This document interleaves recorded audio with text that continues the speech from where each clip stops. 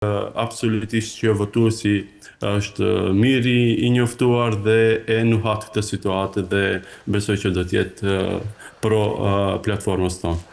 Duhet të ndalim pak këtu që të bëjmë edhe një farë krahasimi organizativ sa i takon kampeve që po përballen këto zgjedhje te shqiptarët, e kam fjalën.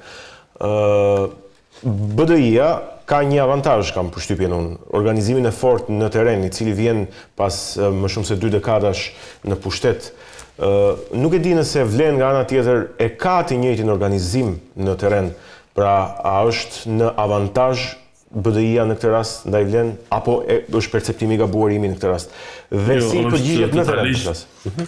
Është totalisht perceptimi i gabuar, shkaku që BDI është në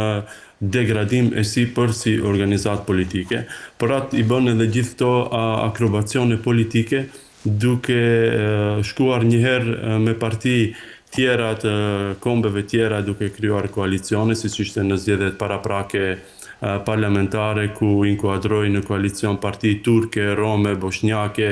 dhe gjitha nacionalitetet, me qëllim që të maksimalizoj votën e saj dhe të merr numër më të madh të deputetëve. Në këtë rast, domethënë është vetëm një percepcion se është një parti mirë e konsoliduar dhe organizuar. Shumë nga eksponentët e saj janë veçmë në listën e zezë amerikane, shumë të tjerë janë të ngarkuar me akuza për korrupsion dhe për keqpërdorim të detyrës zyrtare, dhe gjitha këto akrobacione që i bën në kampin shqiptar janë vetëm që të qëndrojnë në jetë dhe një farë frymarrje artificiale që të mund t'i mbijetoj procesit të degradimit dhe të fragmentimit të saj. Nga ana tjetër, ne jemi mirë të konsoliduar dhe sidomos kjo pjesa e bashkëpunimit në kuadër të ekzekutivit dhe të qeverisë të partive të cilët e përbëjnë koalicionin vlen, na ka bërë që të homogenizohemi akoma më shumë dhe të ofrojmë ofertën më të mirë si në aspekt të kandidaturave nga koalicioni vlen, po ashtu edhe në aspekt të programit të cilit i ofrojmë votuesve. Dhe mendoj që zgjedhjet 9 dhjetorit do të jetë dëshmitar se si koalicioni vlen të cilin e përbëjmë ne do të jetë triumfues në këto zgjedhjet lokale. Zoti Elezi, në këto zgjedhje përballë vlen do të jenë jo vetëm kandidatët e BDI-s, pra por edhe të LSDM-s dhe disa të pavarur nga ana tjetër. Si parashikoni ju pra ti përballoni këta kundërshtar politik? Siç e përmenda edhe më përpara, arma jonë më e fortë është programi politik dhe kandidaturat me të cilat ne garojmë në këto zgjedhje. Absolutisht ne nuk bëjmë dallime sa i përket asaj se me kënd përballemi në cilat komuna. Duhet kemi parasysh se ambienti politik në Republikën e Maqedonisë së Veriut, sidomos në kampusin shqiptar, është bërë shumë atipik dhe ka pasur shumë lëvizje dhe zhvendosje nga njëri tabor dhe në tjetrin. Mirë po, ajo që më gëzon mua dhe koalicionin vlen është që votuesi është mjaftueshëm i vigjilent dhe e njeh mirë situatën dhe din të gjykoj se lëvizjet e caktuara politike të cilat kanë ndodhur janë vetëm për shkaqe të interesave personale të aktorëve të ndryshëm politik dhe nuk kanë të bëjnë me çështje ideologjike apo çështje parimore sa përket ofertës të cilën ju bëhet e votuesve. Prandaj duke u nisur nga ky fakt, jam në thellë i bindur që oferta jonë do të jetë gjithë përfshirëse, sidomos në komuna ku ne do të shkojmë në raundin e dytë. Ne absolutisht nuk bëjmë dallim se kujt i kërkojmë votën, sepse kemi shumë komuna ku situata demografike është më shumë gjyrshe, do kisha thënë, dhe do duhet të kërkohet vote edhe nga komuniteti turk, edhe nga komuniteti bosnjak, rom dhe maqedonas dhe gjithë të tjerët. Prandaj them që arma jonë e fortë është që garojmë me ofertë konkrete për gjitha vendbanimet, duke mos bërë dallime se kujt votues i drejtohemi. Normal, pjesa dërmuese e trupit ton votues dhe komunat në të cilat ne garohemi janë shqiptare, mirë po, siç thash, zgjedhjet janë lokale, tematikat janë lokale dhe jemi këtu për të bërë ndryshimin dhe për të arritur që të njohin qytetarët edhe ofertën tonë, por edhe nesër në kuadër të menaxhimit të komunave të arrijnë që t'i gëzojnë këto benefite. A do të ruhet ky konfigurim që ju keni në qeveri, pra si koalicion qeverisës, vlen VMRO, DPMNE, edhe në këshillat bashkiake, dhe kam fjalën ndoshta aty ku mund të shkohet në një raund të dytë votimin në 2 nëntor, apo do të kemi shkartisje, si me thënë ndryshe? Pra, ndoshta edhe me LSDM-n, ndoshta edhe me partitë të tjera, të nacionaliteteve të tjera, ti sapo e përmende në fakt. Po dua ta kuptoj edhe për të kuptuar pak sa i konsoliduar është koalicioni qeverisës dhe si do të pasqyrohet kjo në zgjedhjet lokale. Domethënë, absolut që në parim në të gjitha komunat kur ne do të dalim në raundin e dytë, kërkojmë dhe presim një mbështetje nga koalicioni jonë i qeverisë. Nuk do të kisha thënë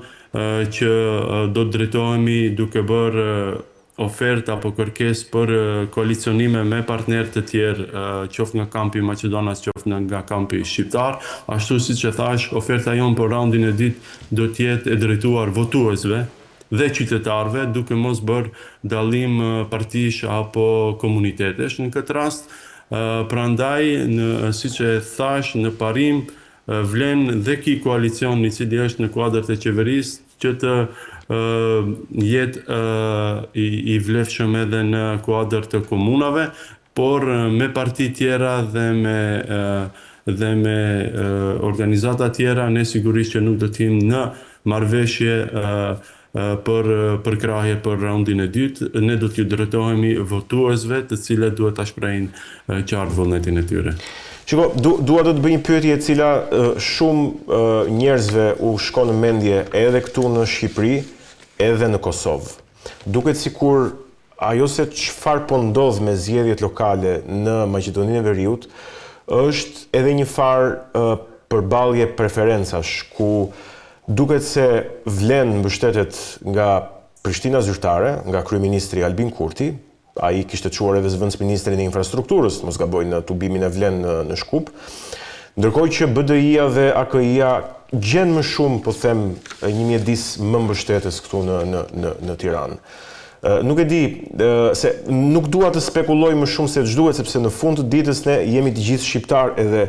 përçarjet politike nuk është se na bëjnë mirë. Po si e sheh këtë që thash?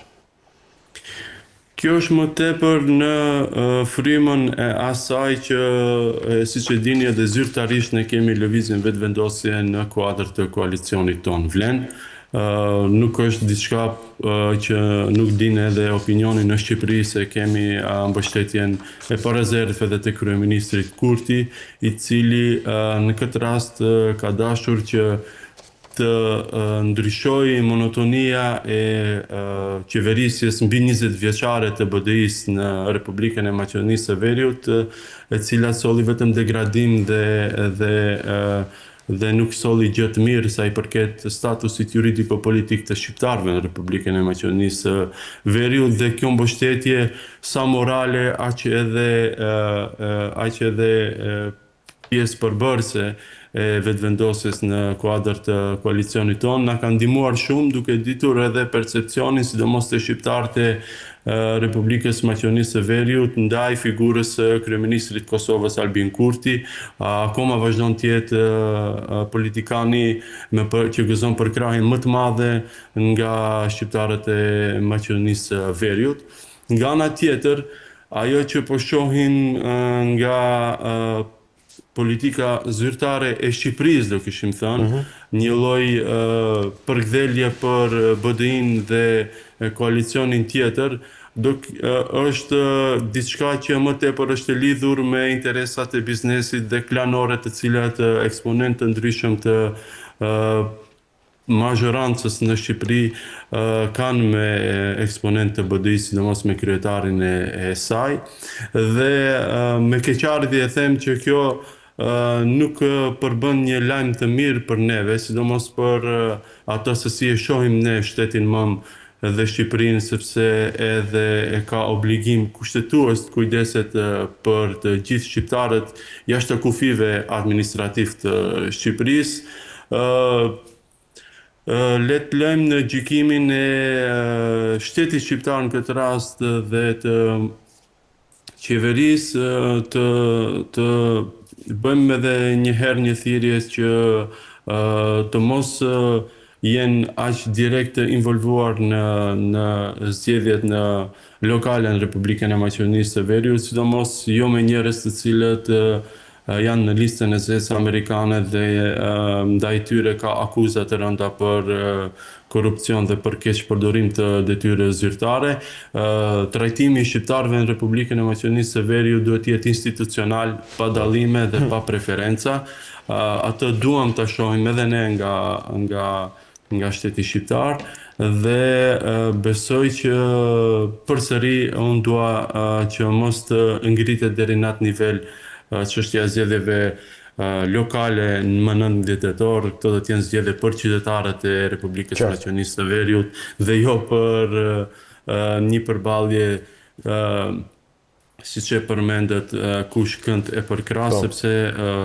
ne gjithë jemi shqiptar dhe nuk duhet që këto ndasi dhe këto dallime të fryhen akoma më shumë dhe le të koncentrohemi në temat lokale, ajo që është nevojë e qytetarëve në Republikën e Maqedonisë së Veriut, sidomos shqiptarëve, sepse flasim në emër të tyre dhe kërkojmë votën e tyre. Nuk ka nevojë për kështu lloj përballje titanësh, do kisha thënë. Përballje proxy, kështu. Zoti Elezi, do doja të pyesja se si e keni kuptuar ju pra mesazhin nga zoti Ali Ahmeti, pra siç u aluduan në media, se i drejtohej vetë Mickoskit publikisht, pra ku tha se me Zagar nuk dilet në gjap për Shqiponja. Ndërkaq kemi parë se dhe ju në tubimet tuaja pra i jeni përgjigjur këtij mesazhi. Po ka një dallim, sepse gjuha të cilën ne përdorim nuk është ajo ofendimit dhe etiketimeve të ndryshme. Duke parë që situatën në të cilën ndodhet zoti Ahmeti, sidomos faktin që një vit e gjysmë është në opozit, kjo për të përbën një lajm shumë të keq, shkaku se është mësuar që gjithmonë të jetë në pushtet dhe ashtu ti ushqej nga pushteti, nga kulaçi i pushtetit të gjithë ata që i ka rreth vetes, por edhe ata që janë jashtë kufive të Republikës Maqedonisë së Veriut. Kjo sigurisht që atë e bën më tepër nervoz dhe konfuz dhe shprehet edhe me atë fjalor ofendues ndaj rivalëve të tij politik, duke fyer dhe përçmuar 107.000 shqiptarë të cilët nuk mendojnë sikur ai. Mendoj se kjo është fundi i karrierës tij politike, e cila u ndërtua me ngritje dhe me zbritjet e tij dhe me akrobacione të ndryshme, por që në fund nuk arriti që të përmbush misionin, do kisha thënë, me të cilin erdhi në politikë dhe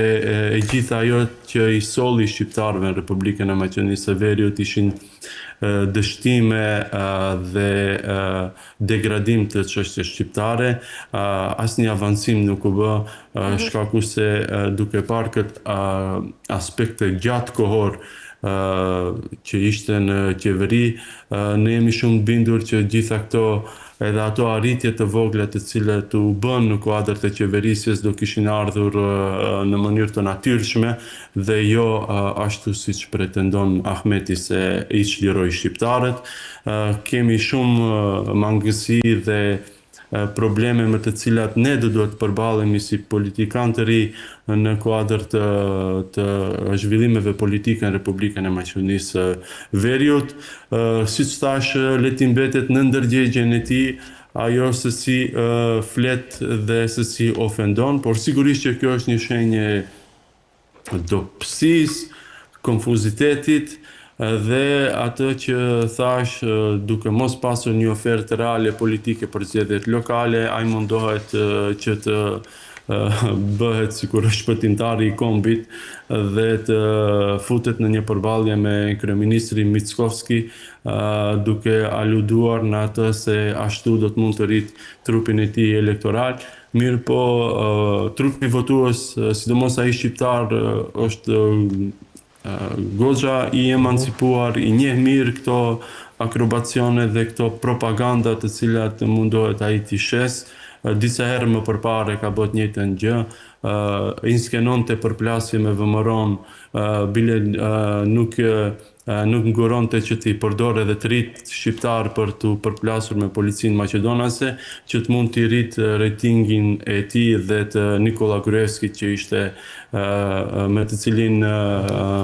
ishte bashkëqeverisës me VMRO DPMN nga viti 2008 deri në vitin 2024 dhe më pastaj edhe me LSDM-n. Për votuesit shqiptar janë shumë të njohura këto akrobacione të zotit Ahmeti, të cilat i bën dhe ky fjalor me të cilin flet me vetmin qëllim që t'i përfitoj votat dhe të mund të ruaj pasurin